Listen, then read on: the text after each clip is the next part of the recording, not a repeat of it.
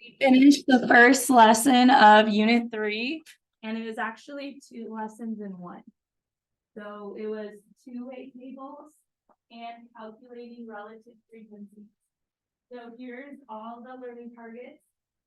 Do you think that you guys can calculate a missing value in a two-way table? Like if you were given information, or maybe you have some information, not all of it, you could fill in the parts that are missing based on what you have. Is that easy enough? Then creating the table from information when it's given to you, like in statement. Can you transfer that to the table, the two-way table? Okay. Describing what the values in a two-way table mean. So like we did that earlier, saying like the 17 is 4. What was it? Flies with curled wings and red eyes at the same time. Being able to pull any number off that table and saying what it means. And then the last part, calculating relative frequencies and describing what those values mean. We understand that. Okay, so relative frequency, like that's related to the population, I guess you could say. So for example, out of the students that are in this class, how many of them are boys? Right, so let's see how many we have right now. Students, so 4, 5, 6, 7, 8, 9, 10, 11. Don't count my TA. So we have 11 students. How many of those 11 students are boys? 5. Make that into a percentage. So 5 divided by 11 is the decimal 0.45. Times that by 100%. 45% of my students are boys in this class. Does that make sense? So, and it could be about anything. It could be out of the total people survey. It could be out of, I don't know, out of students that chose banana as their favorite fruit. How many of them are 9th graders? And then you're just dividing, making it a decimal, making it a percent, depending on what your answer options are. So it's just giving you like, out of the population, whatever population it's asking about, it's this many people that chose that answer. Okay, and really, like, I could throw a lot of vocab at you with that, but you just have to read it carefully to know what two things to divide. Your decimal should never be bigger than 1, and your percent should never be bigger than 100%, because then you did something wrong. Okay. Now you have 2 practices. Really, I could have combined them, but I didn't want to. There are 5 questions, like they're both super short. And if you're struggling, say with like relative frequency tables, sorry, spit too. Relative frequency tables more than the other one. Maybe do this one first so that I can help you if you get stuck. Or you can ask questions before you leave today. But the goal is to get 80% or higher on the both of them. Questions on what you're supposed to be doing? Okay. So then now's the time to do that. Or if you would rather like resubmit your math lib, you could use time right now to do that too. But you're still responsible for the practice.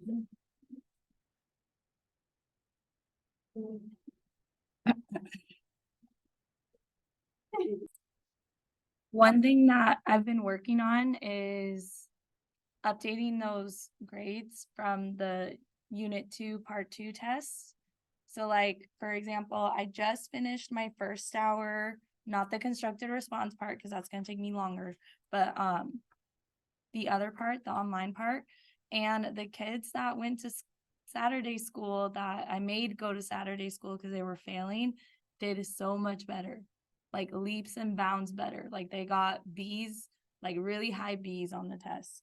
So I'm just saying, I'm trying to update grades as fast as I'm able to so that I could send out invites today for this coming Saturday Academy, because there is one this Saturday. And I only invite the kids that are failing, although I really think like if you have a D, you should also go, especially. But it's also a great opportunity for everyone. This is like free tutoring, like normally people pay hundreds of dollars for that an hour. And that's like free tutoring on Saturdays. And there's actual teachers, not just like honors students. Actual teachers there to help you. So just saying, those invites will be going out to anyone that still has an F after I update that part of the grades. But for today's practice is, well, there's two of them. What questions do we still have?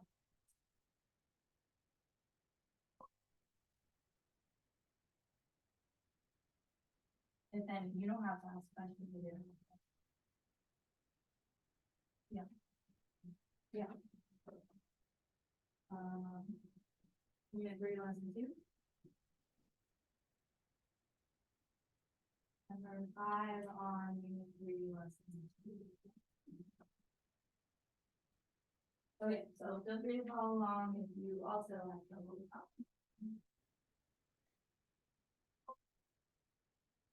Like from 3.02, this is the one. A group of people are surveyed about whether they have any brothers. Is this the same one or is it? Okay.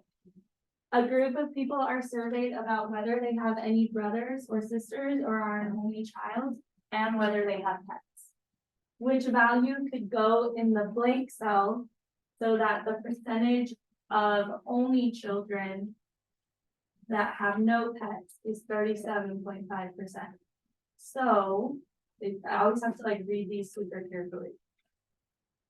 We don't know the total that we're surveyed, like it doesn't tell us.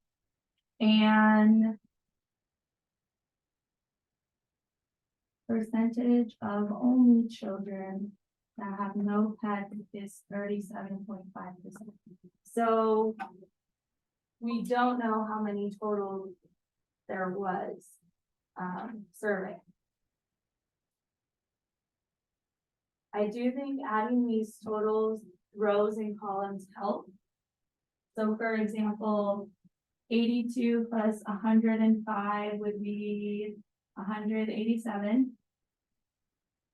Down here, 141 plus 82.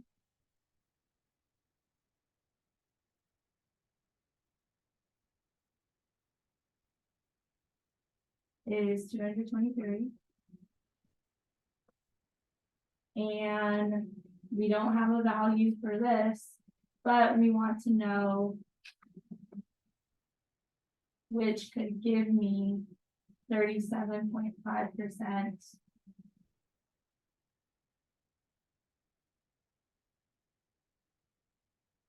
Okay, percentage of only children. So when it says of this many people or of this type of people, we want to know of the only children. So we want the number of only children total.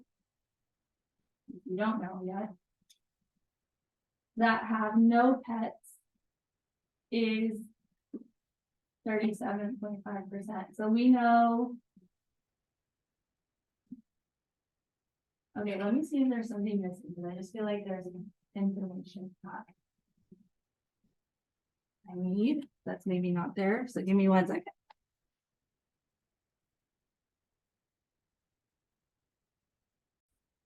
Okay, so what I would do, because I cannot, like, this is all I know.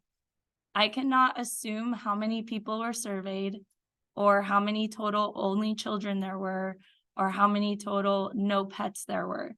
But I do have multiple choice options for what could go in that blank.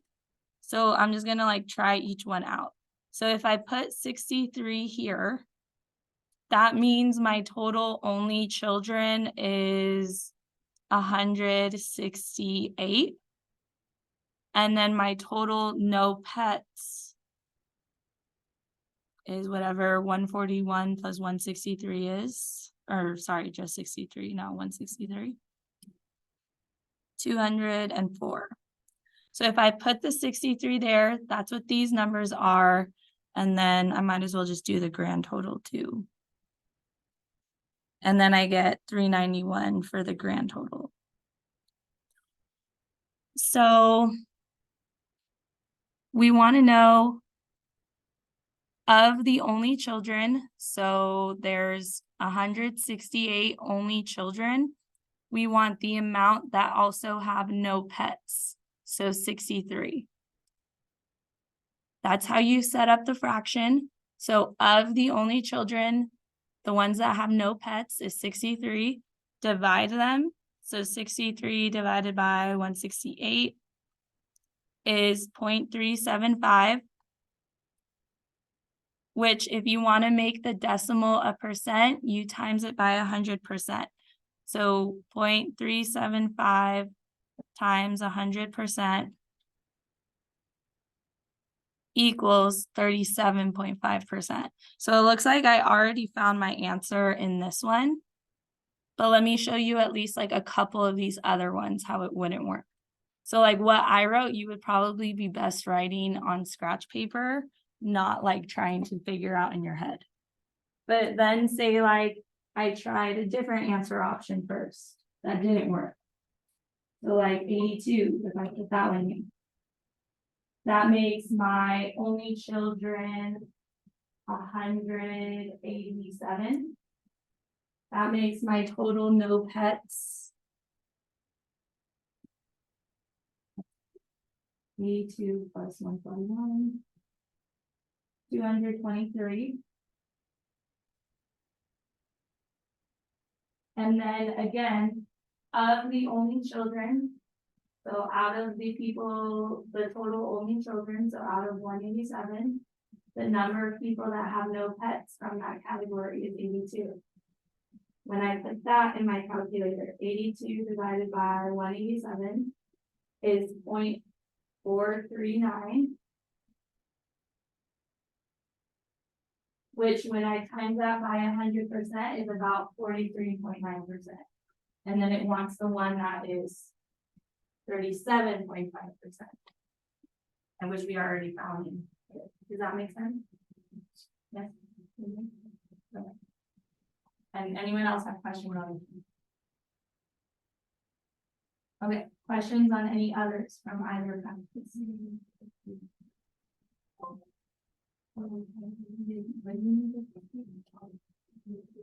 Okay. Yeah. All right, so number 2 on the same lesson. We are, okay, this one's a good one, just because of like the reading it carefully again. So we want to create a relative frequency table, meaning like decimals or percents, and you can see they want percents in this.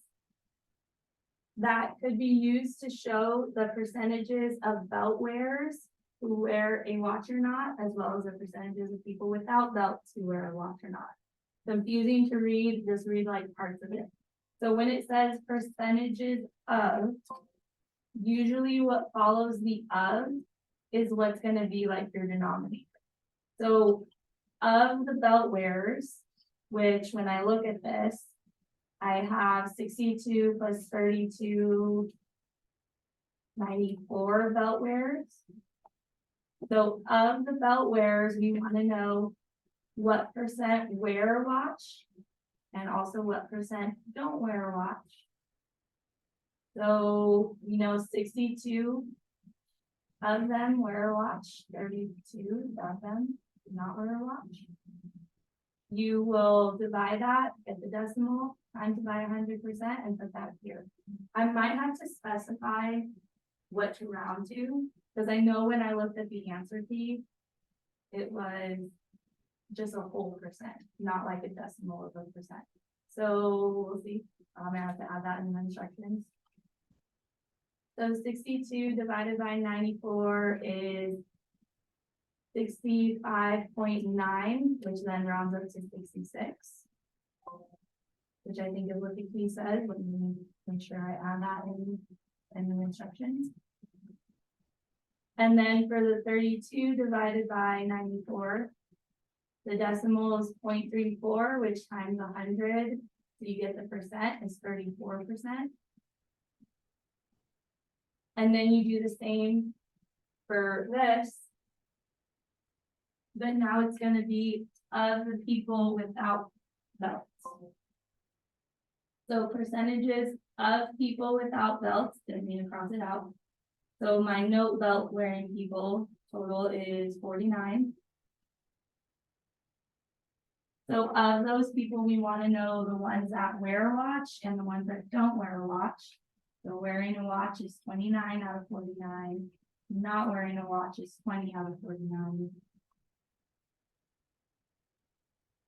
So 29 divided by 49, you get the decimal 0.591. Times it by 100%, that's 59%. When you round it. 20 divided by 49, you get like 0.408, which times 100%, and rounding to the same place is 41%. So I might just have to add the instruction of round to whole percents. Don't put a decimal of a percent. And let's see, let me make sure that matches up. Okay, yeah. 66, 34, 59, 41. So yeah, we got it right. Questions on that one? Okay, let me just add that instruction real quick before I forget.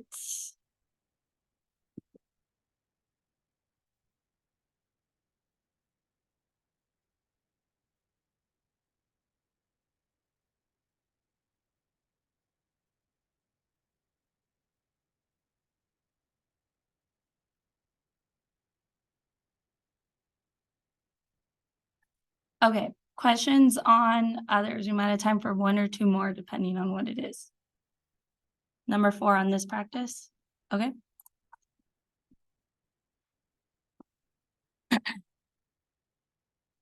So scientists, scientists give 2 different treatments to people who have the flu and determine if their health improves. The results for this test are shown. What percentage, so again, of the people receiving treatment 1, how many total people received treatment 1?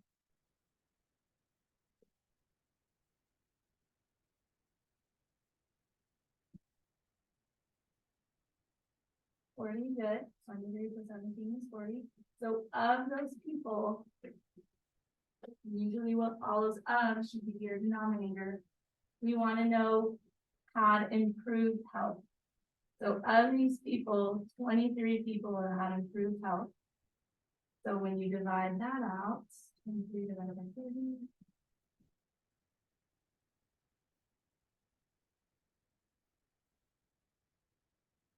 I get 0.575.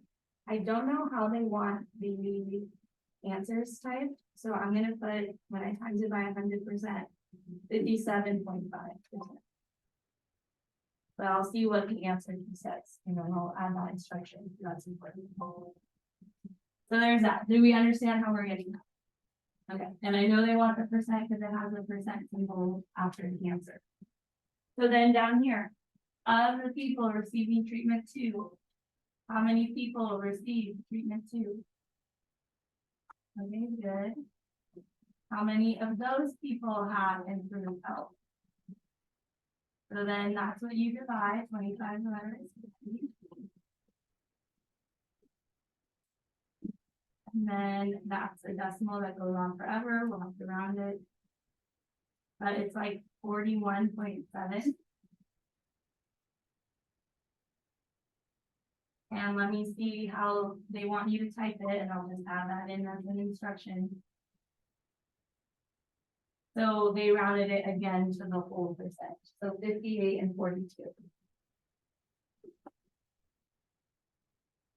I think I'll also add these as answers if I'm allowed to do that. I'll see. If not, I'll just add the instruction. So let's see. Yeah, I'll just add these as answers and it'll mark it right. It'll rescore it, but it might take a few hours. Okay. Any other last minute questions? All right, I do have tutoring today.